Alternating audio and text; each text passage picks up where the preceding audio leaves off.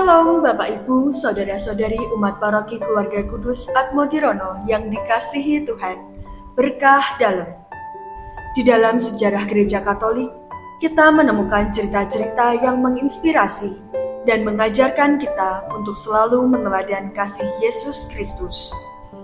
Dalam keberagaman dan keunikan mereka, Santo dan Santa mewakili bukan hanya keagungan rohani, tetapi juga kekuatan cinta dan pengorbanan yang menggerakkan hati manusia. Salah satunya adalah Santo Benediktus dari Nursia. Santo Benediktus lahir di Nursia pada tahun 480 dari keluarga bangsawan Italia yang kaya raya. Ia adalah saudara kembar dari Santa Scholastica. Hidupnya penuh dengan petualangan dan perbuatan-perbuatan hebat. Semasa kanak-kanak, ia dikirim ke Roma untuk belajar di sekolah rakyat. Di Roma, ia menderita sekali karena tingginya biaya hidup, sampai ia tumbuh dewasa sebagai seorang pemuda. Dan ia ditemani oleh seorang pelayan keluarga yang terpercaya untuk meninggalkan kota Roma menuju ke Envide. Ketika Santo Benediktus berusia 20 tahun, ia kemudian meninggalkan Envide untuk hidup menyendiri jauh dari hiruk-pikuk kota. Atas petunjuk Santo Romanus, Santo Benediktus dapat menemukan tempat yang tepat, yaitu sebuah gua di Gunung Subiaco. Santo Benediktus selalu mengasingkan diri selama 3 tahun dalam gua tersebut, dan ia menjadi seorang pertapa. Reputasi Santo Benediktus sebagai seorang pertapa tidak bisa terus disembunyikan. Namanya semakin dikenal di antara penduduk desa di sekitarnya. Ketika pemimpin dari sebuah biara di dekat gua pertapaannya meninggal dunia, biarawan-biarawan itu meminta Santo Benediktus menjadi pemimpin mereka. Lalu ia membuat peraturan yang berisi petunjuk-petunjuk bagi para biarawan yang dipimpinnya. Tetapi segera ia menyadari bahwa kehidupan di biara itu tidak berjalan sebagaimana mestinya. Para biarawan tidak disiplin dan lemah pendiriannya. Santo Benediktus berusaha untuk memperbaiki situasi biara itu, namun tidak semua biarawan setuju. Ada yang bahkan membenci dan berupaya meracuninya.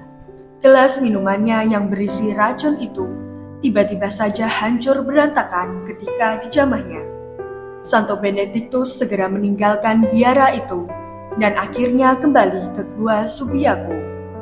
Dari sana ia mulai mengumpulkan banyak pertapa yang terpencar di mana-mana. Sejak itu, ia mulai meninggalkan idenya yang lama dan memulai hidup xenopitik. Dengan terinspirasi cara hidup asketis dan kontemplatif Kristen Timur, teristimewa dari tradisi Santo Pachomius, Santo Benediktus mengelompokkan pengikut-pengikutnya dalam 12 kelompok, masing-masing dengan pimpinannya. Kehidupan monastik dengan 12 biara ini dimulainya di Subiaco. Di kemudian hari, Benediktus menjadi pemimpin dari banyak rahib yang baik. Kemudian ia pergi ke Monte Cassino, di mana ia mendirikan biaranya yang paling terkenal. Di sanalah Santo Benediktus menuliskan peraturan-peraturan Ordo Benediktin yang mengagumkan. Ia mengajar para rahibnya untuk berdoa dan bekerja dengan tekun. Terutama ia mengajarkan mereka untuk senantiasa rendah hati. Benediktus dan para rahibnya banyak menolong masyarakat sekitar pada masa itu. Mereka mengajari orang banyak itu membaca dan menulis, bercocok tanam, dan aneka macam keterampilan dalam berbagai lapangan pekerjaan. Santo Benediktus mampu melakukan hal-hal baik karena ia senantiasa berdoa kepada Tuhan. Lalu ia wafat pada tanggal 21 Maret tahun 547. Pada tahun 1966, Paus Paulus ke-6 menyatakan Santo Benediktus sebagai Santo Pelindung Eropa dan dirayakan oleh Gereja Katolik pada tanggal 11 Juli.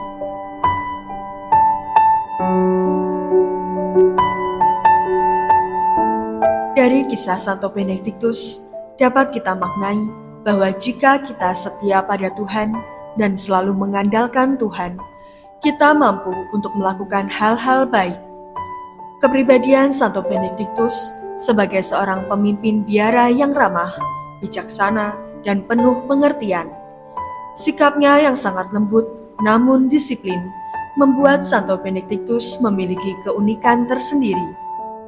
Dan peraturan yang Santo Benediktus buat memiliki semangat unik, mulai dari keseimbangan, moderasi, akal sehat, dan hal ini memikat banyak komunitas dan menjadi salah satu tata tertib rohani yang paling berpengaruh dalam dunia Kristiani Barat. Santo Benediktus, doakanlah kami.